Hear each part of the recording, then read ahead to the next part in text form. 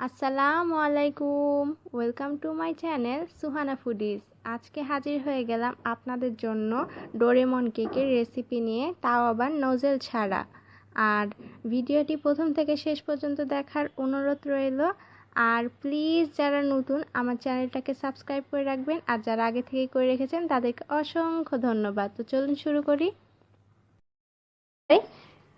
প্রথমে একটি মিক্সিং বোলে চালনি বসিয়ে আমি শুকনো উপকরণগুলো চেলে নিব। তার জন্য হাফ কাপ পরিমাণ ময়দা, সামান্য পরিমাণ লবণ, আর 1 টিস্পুন পরিমাণ বেকিং পাউডার, আর 1 টেবিল স্পুন পরিমাণ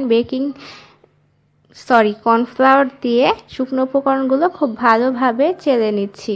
তারপরে একটি হ্যান্ড উইক্সের সাহায্যে খুব ভালোভাবে শুকনো উপকরণগুলো মিশিয়ে সাইডে আমি রেখে দিচ্ছি, বাটিটাকে কোনো ঢাকনার সাহায্যে ঢেকেই রাখতে হবে। তো তারপরে একটি মিক্সিং বোলে আমি রুমের স্বাভাবিক তাপমাত্রায় থাকা 2টা ডিম ভেঙে নিয়েছি। এখানে 1 টিস্পুন পরিমাণ অ্যাড করলাম ভ্যানিলা এসেন্স। তারপরে ইলেকট্রিক বিটারটাকে অন করে লো স্পিডে আমি বিট করে নিচ্ছি ফোম হয়ে আসা পর্যন্ত। আপনারা চাইলে হ্যান্ড উইক্স দিয়েও করতে পারেন, সেক্ষেত্রে সময়টা একটু বেশি লাগবে।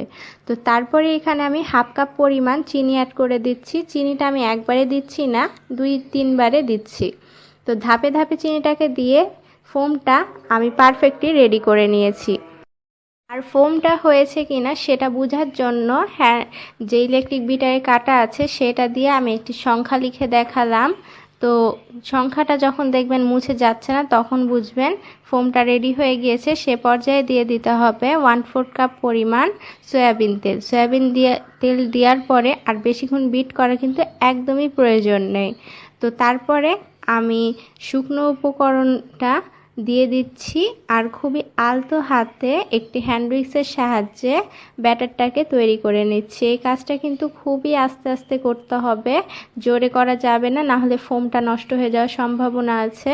তো শুকনো উপকরণগুলো 3-4 ধাপে আমি দিয়ে ব্যাটারটাকে তৈরি করে নিচ্ছি।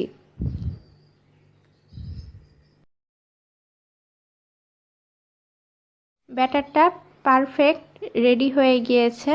তো তারপরে এখানে অ্যাড করে দিচ্ছি 1 টেবিল স্পুন পরিমাণ উষুম গরম পানি। উষুম গরম পানিটা দেওয়ার ফলে কেকটা চুপসে যাবে না।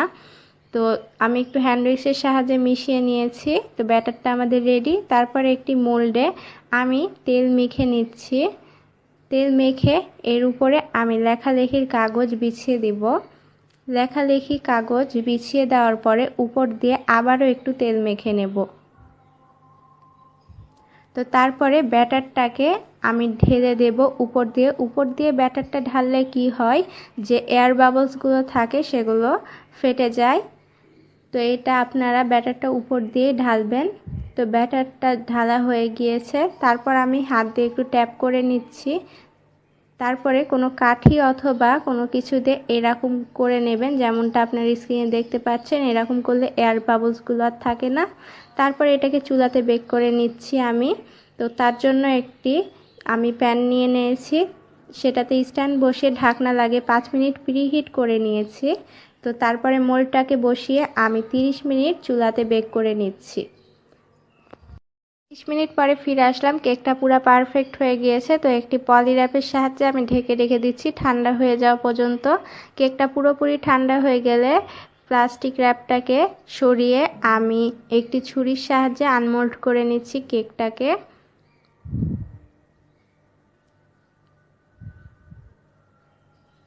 কেকটা আনমোল্ড করে নিয়েছি। উপরে যে লেখালেখির কাগজ বিছিয়েছিলাম সেটা উঠিয়ে কেকটাকে আমি 3 ভাগে ভাগ করে নিয়েছি। আর কেকটা আমি ক্রিম দিয়ে কাভার করে নিয়েছি। আজকে আমি আপনাদের সাথে ডেকোরেশনটা শেয়ার করছি।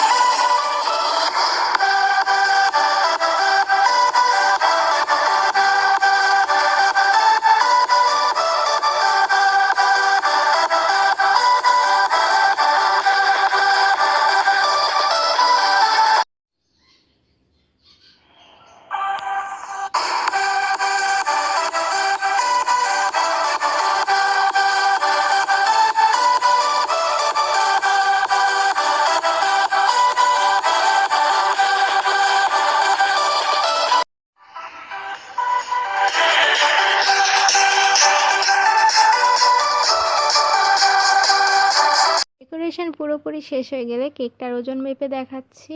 তো বোর্ডের ওজন হচ্ছে 78 গ্রাম, আর বোর্ড সহ কেকের ওজন হচ্ছে 657 গ্রাম। 657 থেকে 78 গ্রাম বাদ দিলে হয় 579 গ্রাম। তো কেকটা হাফ কেজি ওজনের চেয়ে একটু বেশি হয়েছে। তো কেমন লাগলো আজকের রেসিপিটি? ভালো লেগে থাকলে লাইক কমেন্ট শেয়ার করবেন, আর আমার প্লিজ চ্যানেলটিকে সাবস্ক্রাইব করে রাখবেন। আর যারা করে রেখেছেন তাদেরকে অসংখ্য ধন্যবাদ। আর নেক্সট ভিডিও দেখার জন্য সবার অনুরোধ রইল। সবাই ভালো থাকবেন, সুস্থ থাকবেন, আমার জন্য দোয়া করবেন। আল্লাহ হাফেজ।